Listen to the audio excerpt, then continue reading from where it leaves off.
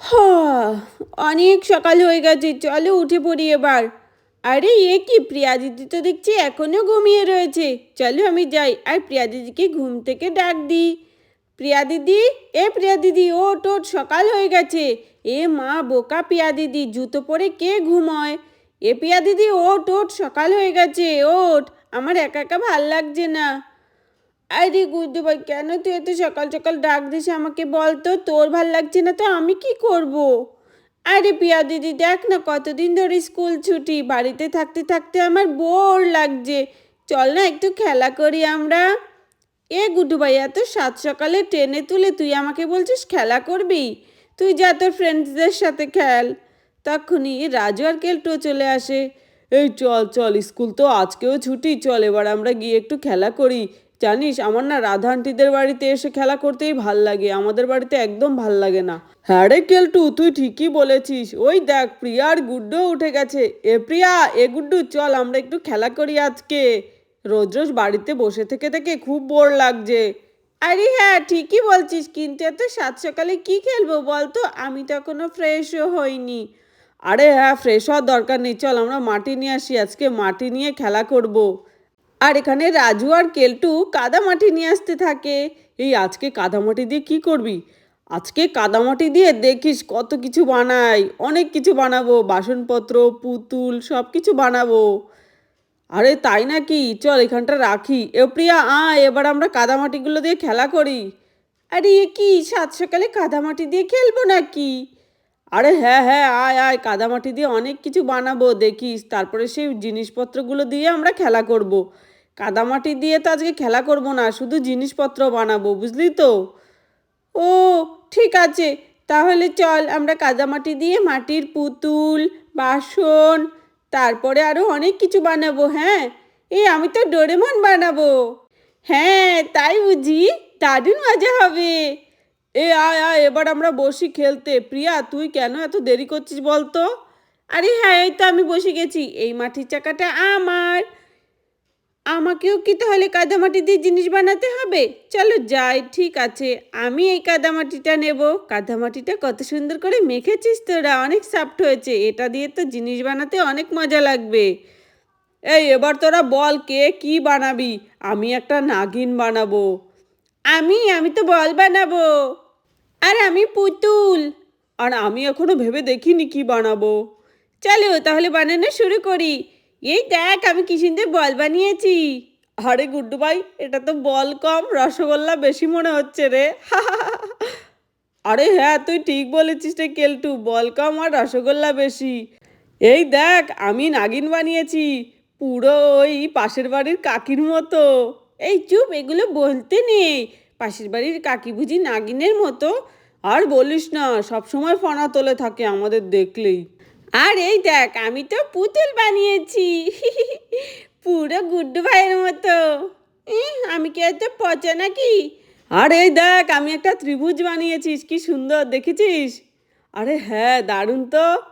এ বাবা, প্রিয়ার পুতুলটা কেমন পুতুল কম স্টার বেশি মনে হচ্ছে। হ্যাঁ হ্যাঁ, পুতুল কম স্টার বেশি মনে হচ্ছে, আবার বলে এটা নাকি আমি।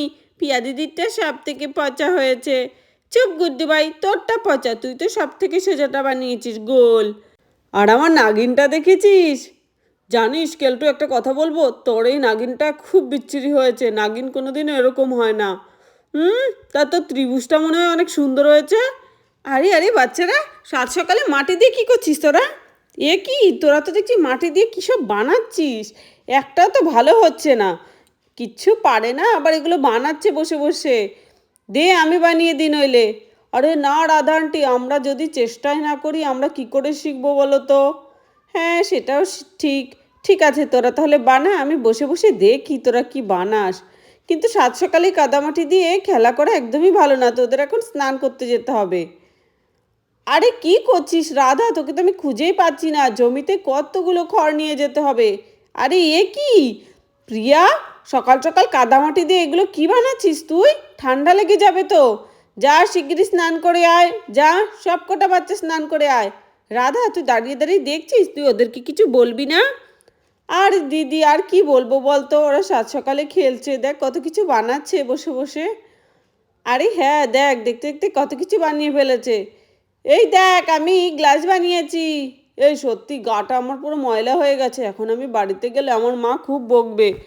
চল আজকে একটুখানি নদীতে গিয়ে স্নান করে আসি, তারপরে বাড়িতে যাব। এই তো টিউব পেয়ে গেছি, চল এই টিউবটাই নিয়ে যাই। হ্যাঁ আমিও যাব, আমিও যাব। আচ্ছা ঠিক আছে, তোরা সবাই একসাথে যা পুকুরে, একসাথে স্নান করে ফিরবি বাড়িতে, ঠিক আছে?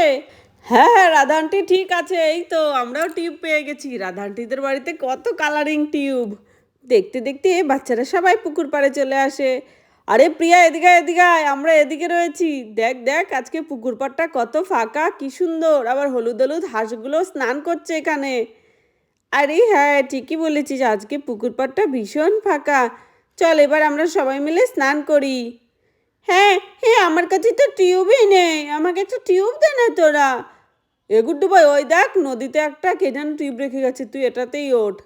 হ্যাঁ এই তো কিন্তু আমার মনে হচ্ছে ওই গুড্ডু ভাইয়ের জন্য আরেকটু বড় টিউব হলে ভালো হতো। হ্যাঁ এই টিউবটা ছোট হচ্ছে। আরে বাপরে, ওরা সবাই নেমে যাচ্ছে, এবার আমি আমার টিউবটাকে নিচে ফেলে তারপরে আমিও নেমে যাই। ফ্রেন্ডস আমি আসছি, ইয়ে আরে এবার টিউবে উঠে পড়, টিউবে উঠে পড়, নইলে তো জলের মধ্যে চলে যাবি। দেখতে দেখতে বাচ্চারা এখানে সবাই জলে নেমে যায় আর তারা অনেক খুশি। চলো এবার আমিও নেমে পড়ি। ওয়াও, আরে এ কি, আমি তো একটা টিউব পেলাম না। আর ওই ব্লু টিউবটা তো ফুটো, ওটা দিয়ে তো জল ঢুকে যাচ্ছে। আরে দেখেছিস তো প্রিয়া, তোর ভাগ্যে টিউব নেই, তোরটা তো গুড্ডু ভাই নিয়ে নিয়েছে। হ্যাঁ থাক, এতটুকুনি জলে এমনিও টিউবে উঠে মজা নেই, আর নদীটা কত ছোট হয়ে গেছে। আমি তো চিঙ্কিটাকে খুব মিস করছি, চিঙ্কিটা আজকে এখনো কেন এলো না আমাদের বাড়িতে সেটাই তো বুঝতে পারছি না।